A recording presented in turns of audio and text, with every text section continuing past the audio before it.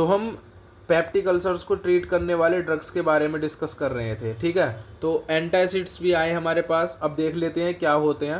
पीछे 4-5 लेक्चर्स बन चुके हैं इस चैप्टर के, जो आपकी फार्माकोलॉजी में आपका यूनिट 3 है, उसमें जो गैस्ट्रोइंटेस्टाइनल ट्रैक्ट है उसमें जो आपकी डिसीज़ होती हैं उन पे उन्हें ट्रीट करने के लिए जो ड्रग यूज़ किए जाते हैं उनके बारे में हम पढ़ रहे हैं। कॉन्स्टिपेशन को ट्रीट करने के लिए ड्रग यूज़ की जाती हैं वो भी हमने देखी, ठीक है। आपके पेप्टिक अल्सर्स को जो ट्रीट करने के लिए ड्रग यूज़ की जाती हैं उसके बारे में हम देख रहे हैं। तो अब हम देखेंगे पेप्टिक अल्सर को ट्रीट करने के लिए एंटासिड्स जो लिए जाते हैं उनके बारे में। ये बेसिक सब्सटेंसेस होते हैं which neutralise gastric acidity and raise gastric pH.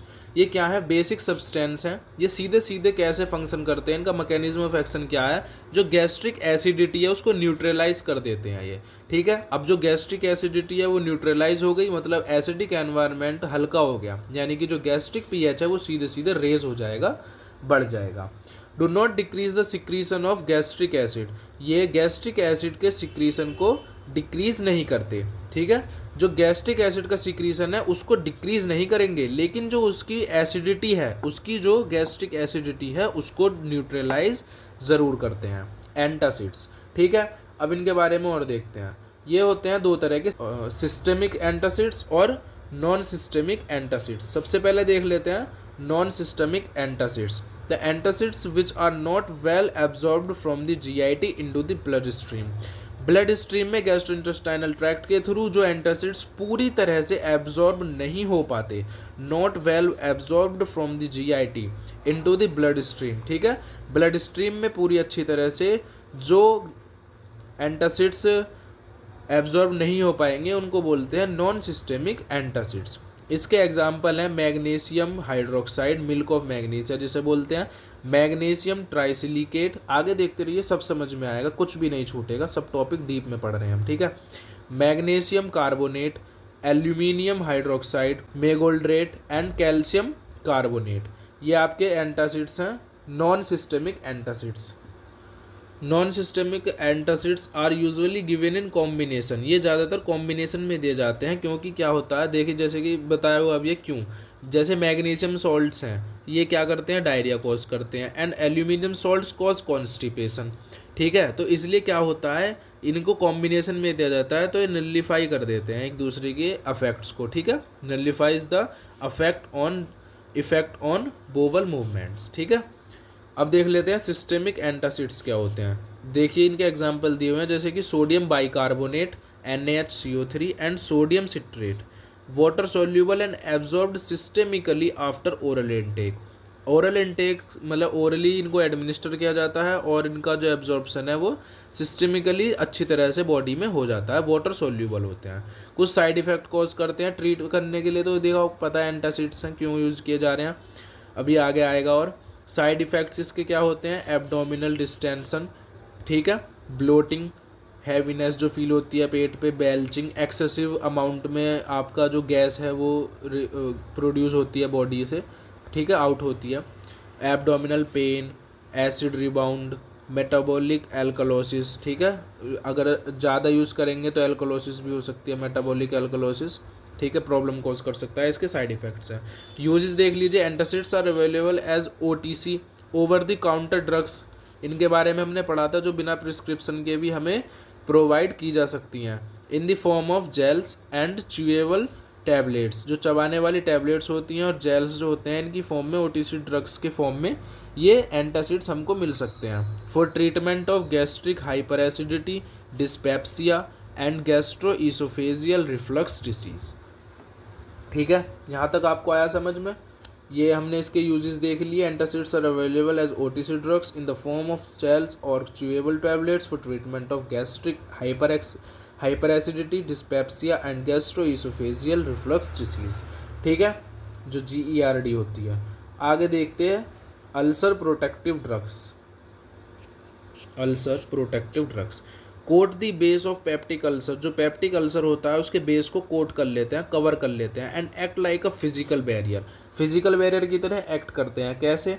जो गैस्ट्रिक एसिड होता है उसको प्रिवेंट करते हैं। गैस्ट्रिक एसिड हो गया आपका, पेप्सिन हो गया और बाइल हो गया, उसको आपका जो पेप्टिक अल्सर है उसके कांटेक्ट में आने से रोकते हैं, तो इसकी वजह से वो ट्रीट जल्दी हो जाता है। क्योंकि गैस्ट्रिक एसिड हो गया, पेप्सिन हो गया, बाइल हो गया, हमने पढ़े थे पिछली वीडियो में, यही कॉज करते हैं आपके पेप्टिक अल्सर्स। और इनके लिए क्या करेगा, पेप्टिक अल्सर पे कोट कर देगा, एक कवर कर देगा, अपनी लेयर बना देगा। उसकी वजह से जो ये गैस्ट्रिक एसिड हो गया ये आपके पेप्टिक अल्सर के कांटेक्ट में नहीं आ पाएगा, क्योंकि फिजिकल बैरियर है वहाँ पे बीच में। अल्सर प्रोटेक्टिव ड्रग्स जो हैं वो फिजिकल बैरियर हैं, ठीक है। तो इससे क्या होगा, वो उसे ट्रीट करने में हेल्प मिलेगी। This ensures faster healing of gastric acid and duodenal ulcers. जो ड्यूडेनल या गैस्ट्रिक एसिड अल्सर्स होते हैं उनको ट्रीट करने के लिए फास्टर हीलिंग एंश्योर करता है, जल्दी से जल्दी ट्रीट करता है। इसका एग्जाम्पल है सुक्रालफेट, ठीक है। देखिए क्या होता है sucralfate. 4 times daily for 4 to 8 weeks, but its use antacids should be avoided as it requires acidic medium for its action। इसको एक दिन में 4 बार यूज़ किया जाता है, 4 से 8 हफ्ते तक। But it's use antacids should be avoided, लेकिन इसको एंटासिड्स का इसका जो यूज़ है अवॉइड किया जाता है। क्यों? It requires acidic medium for its action. अब इसे अपने अच्छे एक्शन प्रोड्यूस करने के लिए एसिडिक मीडियम ही रिक्वायर होता है, लेकिन एसिडिक मीडियम इंक्रीज़ नहीं कर सकते क्योंकि वो पेप्टिक अल्सर्स को और ज़्यादा इंक्रीज़ कर सकते हैं, ठीक है। इसके कुछ साइड इफ़ेक्ट्स भी हो सकते हैं, जैसे कि कॉन्स्टिपेशन और ड्राई माउथ। आगे हैं कोलोइडल बिस्मथ सबस्ट्रेट। ये क्या होते हैं देख लीजिए। Colloidal bismuth substrate increase production of gastroprotective prostaglandin, PGET जो होते हैं गैस्ट्रोप्रोटेक्टिव प्रोस्टाग्लैंडिन, इनके प्रोडक्शन को इंक्रीज़ करते हैं। और जो म्यूकस और बाइकार्बोनेट्स हैं ये हमने पढ़े थे पीछे, ये सब होते हैं जो कि प्रोटेक्शन का काम करते हैं हमारे गैस्ट्रिक लेयर को, गैस्ट्रिक अल्सर्स को ट्रीट करने के लिए प्रोटेक्शन का काम करते हैं, ठीक है। And inhibits H. Pylori bacteria. H. Pylori bacteria ही होता है जो इन्फेक्शन कॉज करता है और आपका पेप्टिक अल्सर्स कॉज करता है, तो उसको इनहिबिट करते हैं। इसके कुछ साइड इफ़ेक्ट भी दिए हुए हैं, जैसे कि blackening of tongue, tooth denatures and stools, ठीक है। ये क्या होते हैं, ये इसके कुछ साइड इफ़ेक्ट्स होते हैं। आगे देखिए प्रोस्टाग्लैंडिन एनालॉग्स, ये कैसे ट्रीट करते हैं पेप्टिक अल्सर्स को। PGE2 एंड PGI2 ये क्या होते हैं, ये आपके गैस्ट्रोप्रोटेक्टिव प्रोस्टाग्लैंडिन्स होते हैं, ठीक है, जो डिक्रीज करते हैं secretion of gastric acid and increase secretion of mucus and bicarbonate, ठीक है। म्यूकस और बाइकार्बोनेट के सिक्रीशन को इंक्रीज करते हैं इन दी गैस्ट्रिक म्यूकोजा। सीधी सीधी बात है, इतनी सारी चीज़ें हमने पढ़ ली, पीछे से पढ़ते आ रहे हैं, तो सीधी सीधी बात है पेप्टिक अल्सर्स को ट्रीट करेंगे। Also increase mucosal blood flow, mucosal blood flow को भी इंक्रीज करते हैं, जिसकी वजह से अल्सर्स की हीलिंग फास्ट हो जाती है, ठीक है। अगर आपको ये लेक्चर समझ में नहीं आ रहे हैं तो आप इनको रिपीट करके बार बार देख सकते हैं, क्योंकि फार्मा थोड़ा हार्ड सब्जेक्ट है, समझने में कभी कभी थोड़ी प्रॉब्लम हो जाती है, लेकिन आपको टॉपिक एकदम सही पढ़ाया जा रहा है और एकदम डीप में पढ़ाया जा रहा है, ठीक है। माइजोप्रोस्टोल ये इसका एग्जाम्पल है प्रोस्टाग्लैंडिन एनालॉग्स का, use for prevention of NSAID induced peptic ulcers.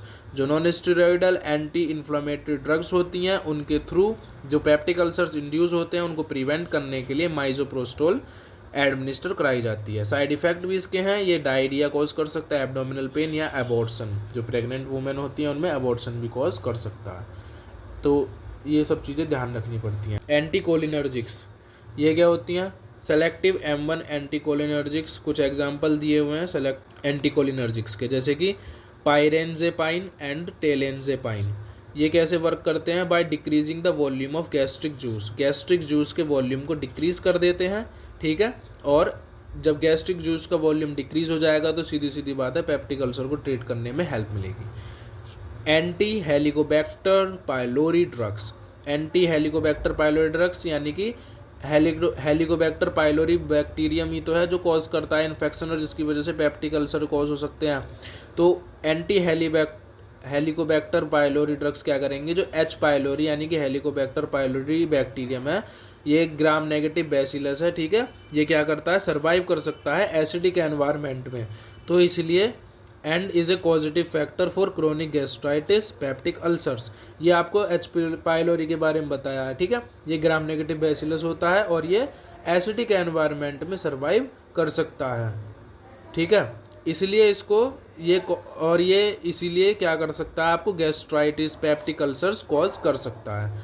तो इसे ट्रीट करने के लिए जो एंटी हेलिकोबैक्टर पायलोरी ड्रग्स दी जाती हैं, जैसे कि एमोक्सिसिलिन हो गई, क्लेरिथ्रोमाइसिन हो गई, टेट्रासाइक्लिन हो गई, मेट्रोनिडाजोल हो गई, मेट्रोनिडाजोल है, इसको टिनिडाजोल भी बोल देते हैं, ठीक है। तो ये हो गई एंटी हेलिकोबैक्टर पायलोरी ड्रग्स, नाम से क्लियर है, एच पायलोरी बैक्टीरिया को इनहिबिट या किल करने के लिए ड्रग दी जाती है।